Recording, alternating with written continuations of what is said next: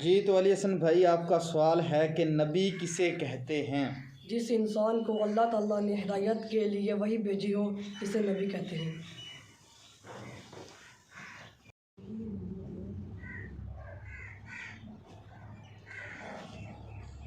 جی تو حامد بھائی آپ کا سوال ہے کہ رسول کسے کہتے ہیں؟ انبیاء اکرام میں جو اللہ تعالیٰ کی طرف سے کوئی نئی آسمانی کتاب اور نئی شریعت لے کر آئے وہ رسول کہلاتے ہیں۔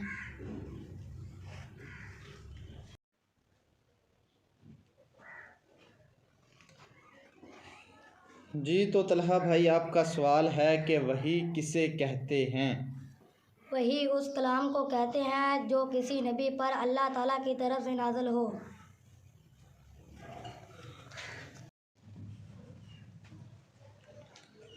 جی تو زین علی بھائی آپ کا سوال ہے کہ وحی کی کتنی اقسام ہیں؟ انبیاء کرام کے حق میں وحی 3 قسم پر ہے۔ پہلی وحی بالواسطہ فرشتے کی وساطت سے بغیر کلام ربانی نبی کے پاس آئے جیسے جبریل علیہ السلام کا وحی لانا۔ دوسری وحی بلا واسطہ فرشتے کی وساطت کے بغیر بنفس نفیس کلام ربانی کو سنا جیسے معراج کی رات حضور صلی اللہ علیہ وسلم نے سنا اور کوہ طور پر حضرت موسیٰ علیہ السلام نے سنا۔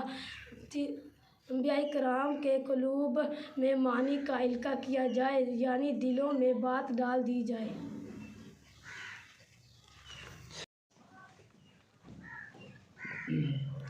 جی تو اسجد بھائی آپ کا سوال ہے کہ کیا غیر نبی کے پاس وحی آ سکتی ہے؟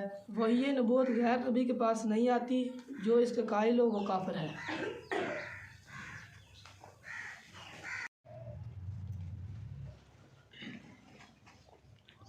جی تو اسجد بھائی آپ کا سوال ہے کہ کیا غیر نبی کے پاس وحی آ سکتی ہے؟ وحی نبوت غیر نبی کے پاس نہیں آتی، جو اس کا قائل ہو وہ کافر ہے۔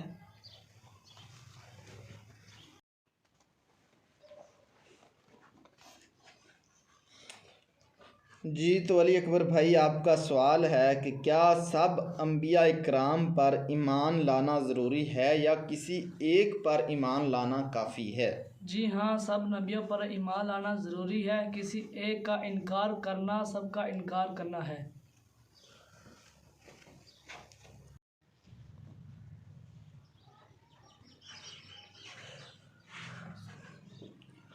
جی تو وقاص بھائی آپ کا سوال ہے کہ انبیاء اکرام کو غیب کا علم ہونے کے بارے میں ہمارا کیا عقیدہ ہے؟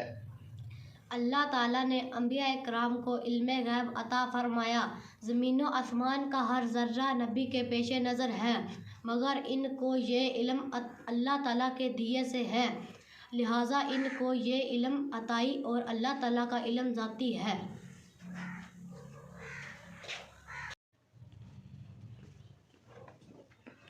جی تو اللہ داد بھائی آپ کا سوال ہے کہ عقیدہ ختم نبوت سے کیا مراد ہے؟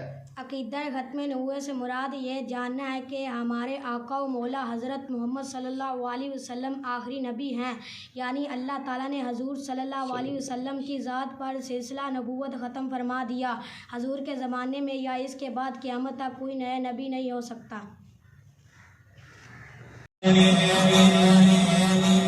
قبر نکیرا جن پوچھیا